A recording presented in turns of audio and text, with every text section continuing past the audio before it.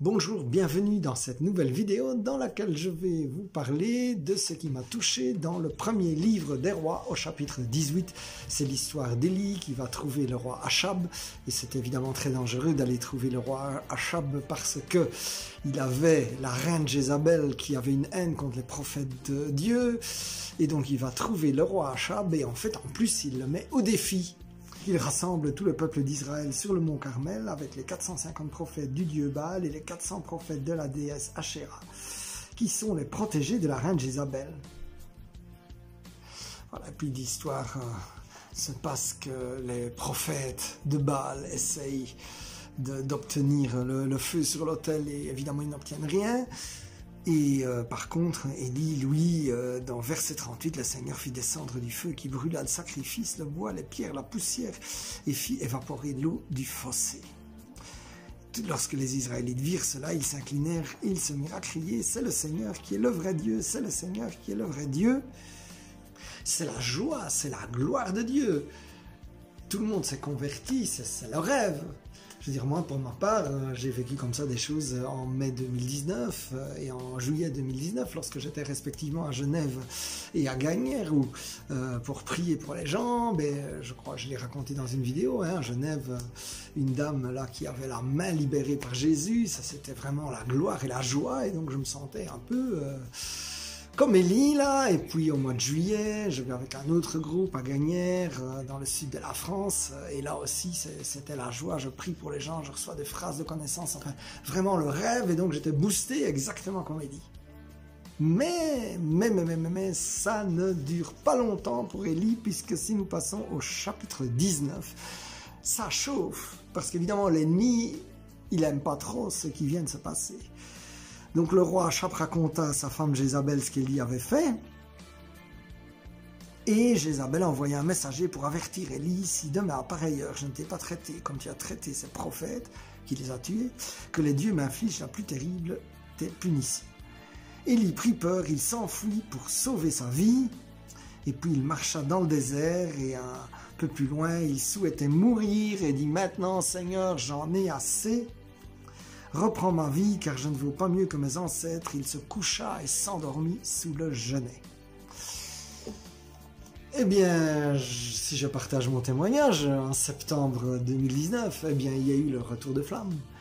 Et donc quelques ennuis, enfin quelques circonstances et personnes qui m'ont rendu, je dirais, la vie difficile. Exactement comme là, Jézabel, elle rend la vie difficile au prophète, et je me retrouvais comme le prophète, à moitié par terre d'ailleurs. Et donc, vraiment pour vous dire que parfois, on peut vivre des moments avec le Seigneur incroyables, et où c'est vraiment la joie, et on dit « Waouh, Seigneur !» Et puis, peu de temps après, les choses se retournent, et j'allais dire, j'ai même l'impression que c'est presque une chose plus ou moins...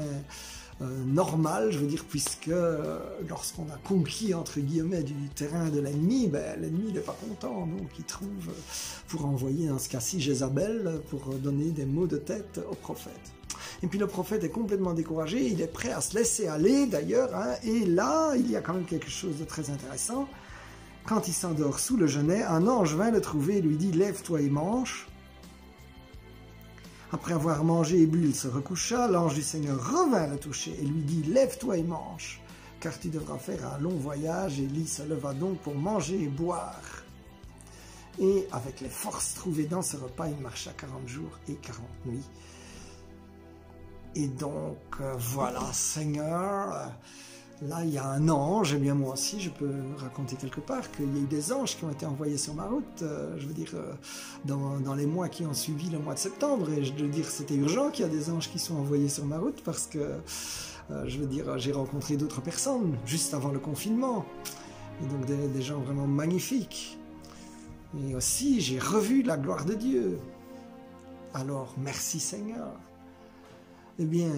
Mon frère, ma sœur, je voulais te dire que tu es peut-être comme Élie, que tu as vécu des moments de la gloire de Dieu et que tu te dis où sont ces moments.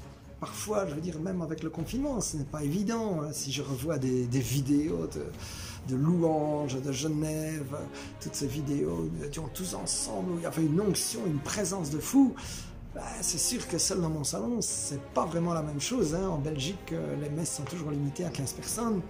Et donc ce n'est pas vraiment ça. Mais la bonne nouvelle, c'est que le Seigneur, il envoie un ange. Alors mon frère, ma soeur, je voudrais prier que, quoi qu'il arrive, eh bien, même si tu as vécu des choses magnifiques et puis que maintenant tu es dans un creux et que tu ne vois pas venir, eh bien moi je proclame qu'un ange de Dieu va venir vers toi. Et d'ailleurs, c'est ce qui est aussi arrivé aux disciples d'Emmaüs, hein, dans Luc 24, 15.